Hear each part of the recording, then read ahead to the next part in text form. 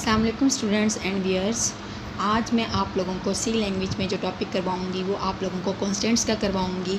इससे पहले मैंने आप लोगों को करवाया था वेरिएबल्स के बारे में। वेरिएबल्स क्या होते हैं, वेरिएबल्स डिक्लेरेशन क्या होती है, वेरिएबल इनिशियलाइजेशन क्या होती है, और रूल्स हम लोगों ने देखे थे कि वेरिएबल्स को डिक्लेयर करने के या वेरिएबल्स को नेम देने के क्या रूल्स थे। I hope students and viewers आप लोगों ने उन वीडियोस को वॉच किया होगा, आप लोगों को समझ आ गई होगी।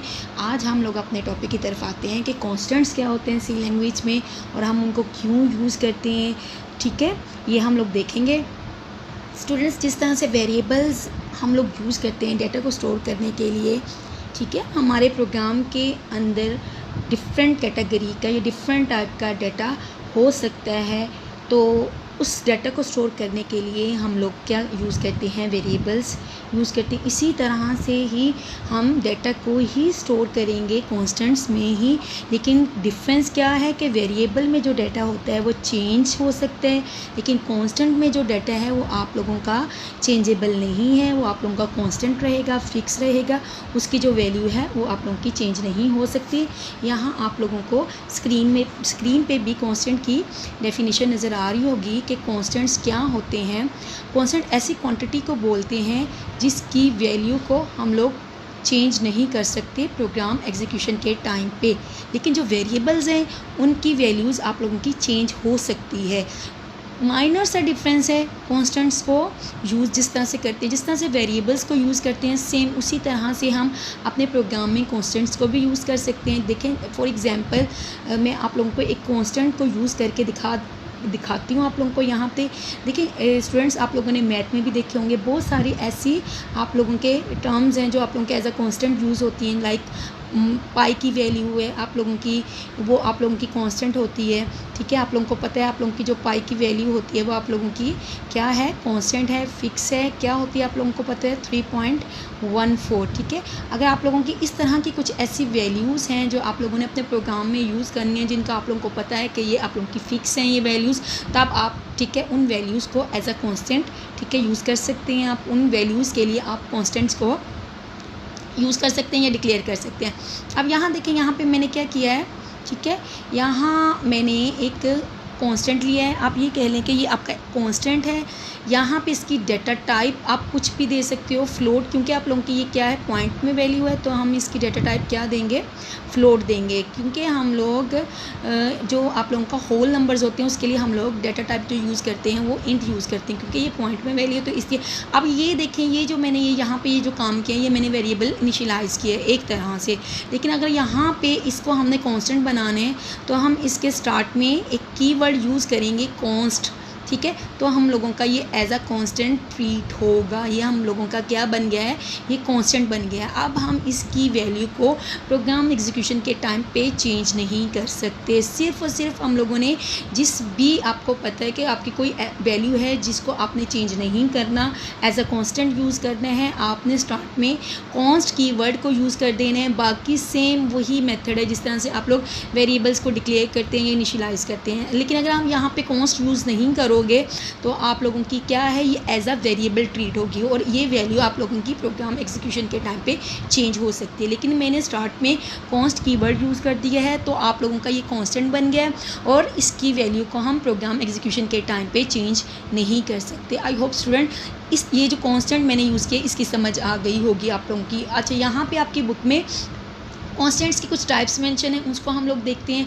इसके अलावा कॉन्स्टेंट्स को ठीक है मेंशन करने का एक और मेथड भी है, प्री प्रोसेसर डायरेक्टिव के थ्रू। तो हम कौन सा प्री प्रोसेसर डायरेक्टिव यूज़ करते हैं, हम लोग यूज़ करते हैं, हम हैश डिफाइन को यूज़ करते हुए हम लोग अपने कॉन्स्टेंट्स को यूज़ कर सकते हैं सी लैंग्वेज में इसका। ठीक है, आप लोगों को मैंने वीडियोस बनाई हुई हैं, आप लोग मेरी प्रीवियस वीडियोस में इसका मेथड देख सकते हैं कि हम लोग इसको प्री प्रोसेसर डायरेक्टिव को यूज़ करते हुए हम कैसे अपने प्रोग्राम में कॉन्स्टेंट्स को यूज़ कर सकते हैं। या हम इस तरह से यूज़ कर सकते हैं, या हम कॉन्स्ट कीवर्ड को यूज़ करते हुए अपने प्रोग्राम में कॉन्स्टेंट्स को यूज़ कर सकते हैं। आप लोगों की जो कॉन्स्टेंट्स के जो आइडेंटिफायर होते हैं, जो नेम्स होते हैं, वैसे वो नॉर्मली हम लोग कैपिटल क्या है लेटर्स में यूज़ करते हैं, हम लोग स्मॉल्स में नहीं देते। जो आप लोगों के वेरिएबल्स होते हैं उनके नेम्स हम लोग स्मॉल लेटर्स में देते हैं, लेकिन कॉन्स्टेंट्स में हम लोग जो कॉन्स्टेंट्स के नेम्स हैं वो हम लोग कैपिटल में देते हैं। ठीक है, आई होप स्टूडेंट इसकी समझ आ गई होगी आप लोगों को। अब मैं नेक्स्ट मूव करती हूँ। यहाँ नेक्स्ट स्क्रीन पे आप लोगों को यहाँ कॉन्स्टेंट्स की टाइप्स नज़र आ रही हैं, ठीक है। टाइप्स ऑफ कॉन्स्टेंट्स आप लोगों की कौन कौन सी कॉन्स्टेंट्स की टाइप हैं?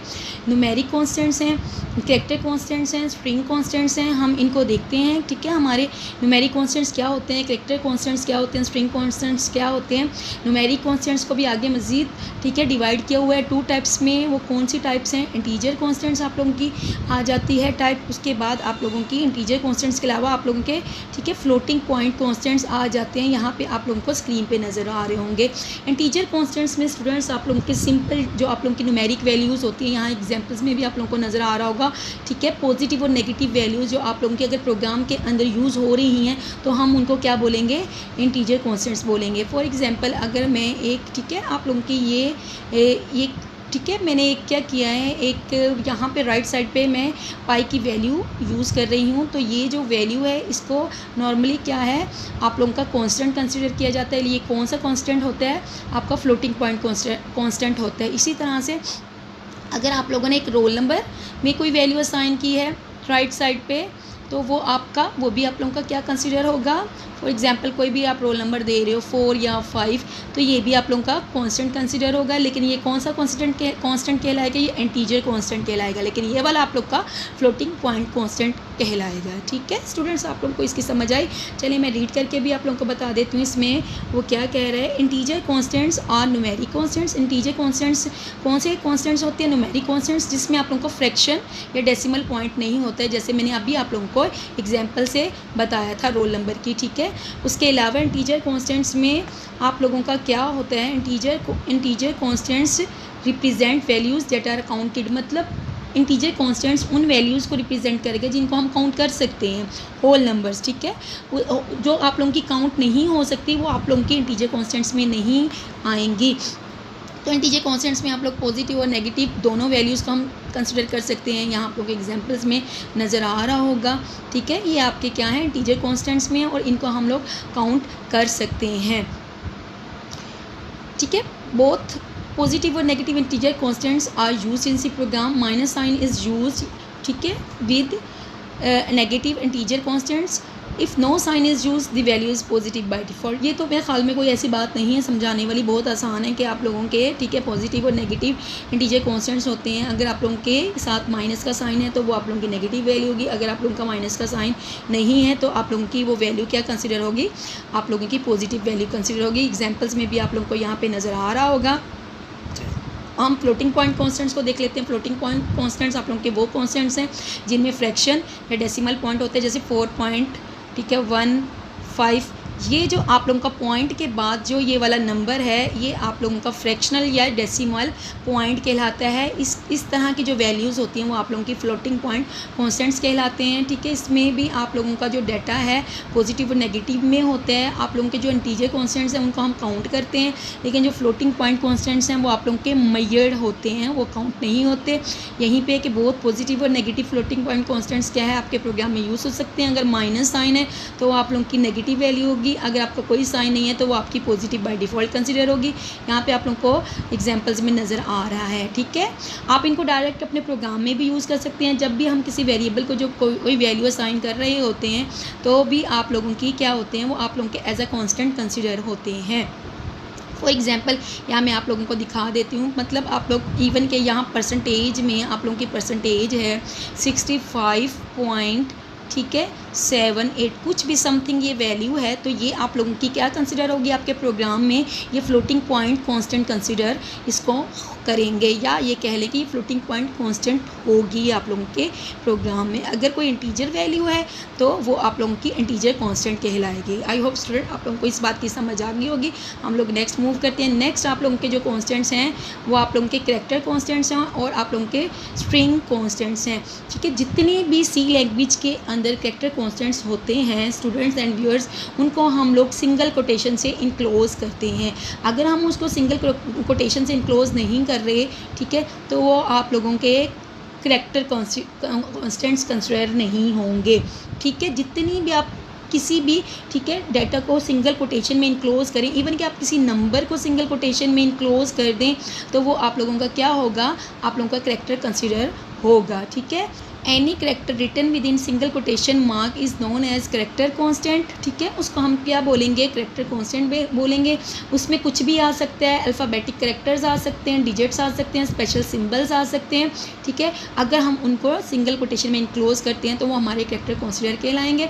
और आप लोगों के जो करेक्टर कांस्टेंट्स होते हैं वो आप लोग मेमोरी में 1 बाइट लेते हैं आप लोगों की, ये आप लोग अपने माइंड में रखें। और ये करेक्टर कांस्टेंट्स आप लोगों के किस डाटा टाइप के साथ यूज़ होते हैं, आप लोगों की करेक्टर डाटा टाइप के साथ यूज़ होते हैं, जिसको हम लोग बोलते हैं सी में चार डाटा टाइप। ये आप लोगों की करेक्टर डाटा को स्टोर करने के लिए यूज़ होती है। तो हम क्या करते हैं, जितने भी करेक्टर कांस्टेंट्स हैं हम क्या कर सकते हैं, इसके अंदर दे सकते हैं। कैसे देंगे हम आगे नेक्स्ट अपने लेक्चर्स में देखेंगे। लेकिन जितने भी करेक्टर्स आप लोगों के कांस्टेंट्स होंगे सी के अंदर उनको हम क्या है सिंगल कोटेशन में इनक्लोज करेंगे। सिंगल कोटेशन में आप कुछ भी इनक्लोज कर दें वो आपका करेक्टर कंसीडर होगा, करेक्टर कांस्टेंट कंसीडर होगा। इसी तरह से स्ट्रिंग कांस्टेंट्स हैं।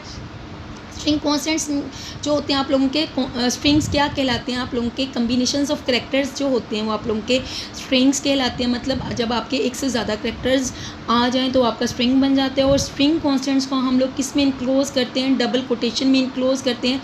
आप डबल कोटेशन के अंदर कुछ भी टाइप करें, कुछ भी, ठीक है, अल्फ़ाबेटिक टाइप कर लें, अल्फ़ाबेट्स टाइप कर लें, डिजिट्स टाइप कर लें, स्पेशल सिंबल्स टाइप कर लें, कुछ भी टाइप कर लें तो वो आप लोगों का क्या कंसीडर होगा, स्ट्रिंग कांस्टेंट कंसीडर होगा। आप इस तरह से सिंपल प्रिंट एफ के फंक्शन को यूज़ करते हुए इस डबल कोटेशन में ये मैसेज भी प्रिंट करवा सकते हैं।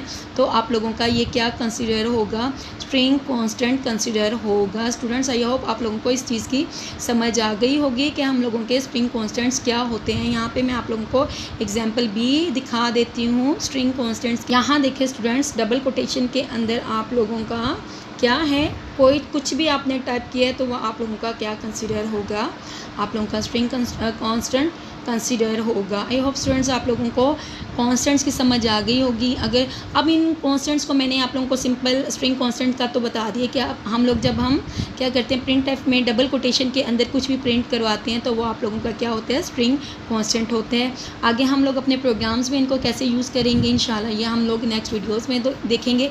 यहाँ तक स्टूडेंट्स अगर आप लोगों को कोई कन्फ्यूजन हो इससे रिलेटेड तो आप लोगों ने मुझे बताना है। अगर आप लोगों को मेरी वीडियो की समझ आ गई हो तो आप लोगों ने मुझे कमेंट्स भी करना है और लाइक भी करना है। और जिन स्टूडेंट्स ने सब्सक्राइब नहीं किया, स्टूडेंट्स एंड व्यूअर्स ने, वो सब्सक्राइब भी करें। ठीक है स्टूडेंट्स, टिल देन अल्लाह हाफिज़।